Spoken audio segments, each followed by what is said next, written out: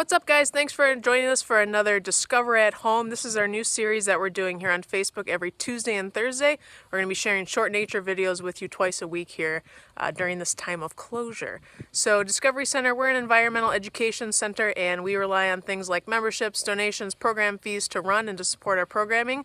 So if you're interested in learning about, memberships, upcoming program opportunities, maybe a little bit more information about our background, anything like that, make sure you check out our website, discoverycenter.net, to learn all of those things. I'm Emily Heald. I'm the water program coordinator here at the Discovery Center, and back again by popular demand today, Petey the Pill Bug and I are going to do one of my favorite things, which is stand out here and stare at the lake, and we're going to talk about the things we're seeing out there. So this is Statehouse Lake behind me here.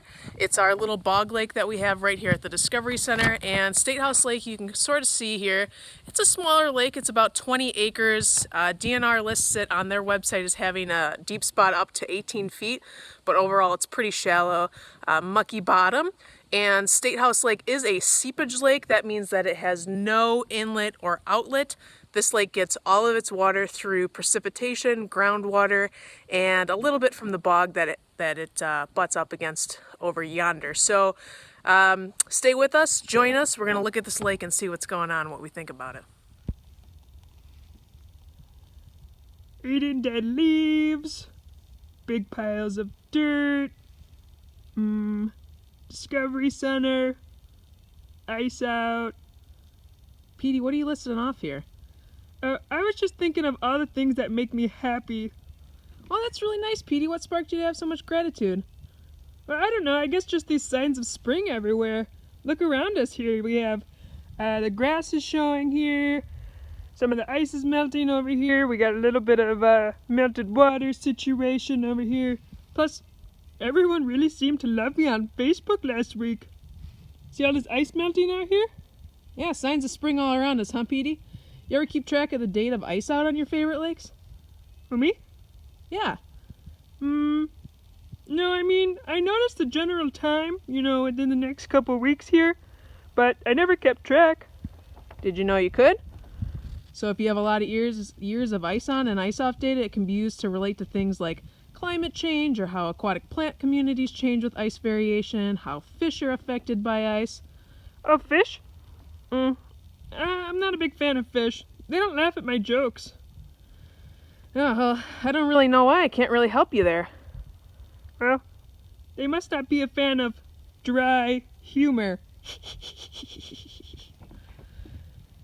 That's a pretty bad pun, Petey. Get it? Dry humor? Hey, if you could think of a better fish pun, let me know. Get it? Anyway, ice out really affects the amount of oxygen that we have in lakes, so the longer you have ice and snow on a lake, the less interaction that lake is having with the air above it, and therefore the less oxygen is getting into the lake. So, you mean the lake can't breathe as well? Yep, that's it exactly. The lake can't breathe as well. And a lot of animals in the lake need oxygen to live, just like you and I, especially those fish that don't laugh at your jokes. Oh yeah, that makes sense. So, what would I do if I started making note of ice out?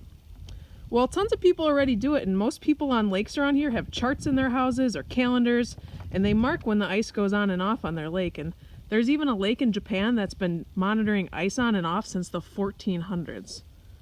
Oh, well, I've only been alive about a month or so, according to pill bug life cycles, but that's really interesting. So then what do you do with all that information and those dates?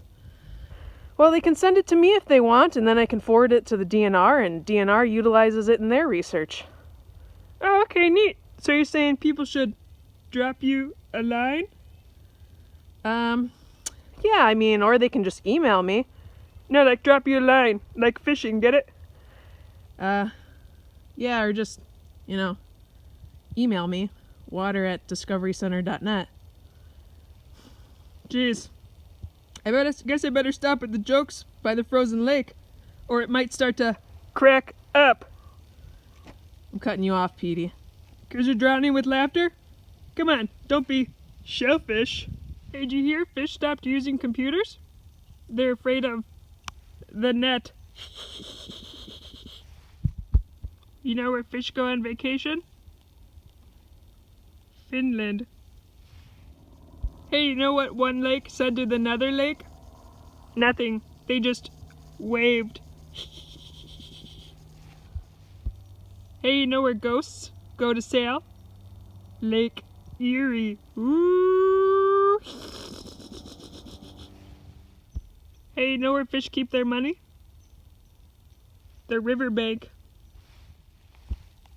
Hey, what do you call it when it rains? Ducks and geese. Foul weather. That one's for Annie.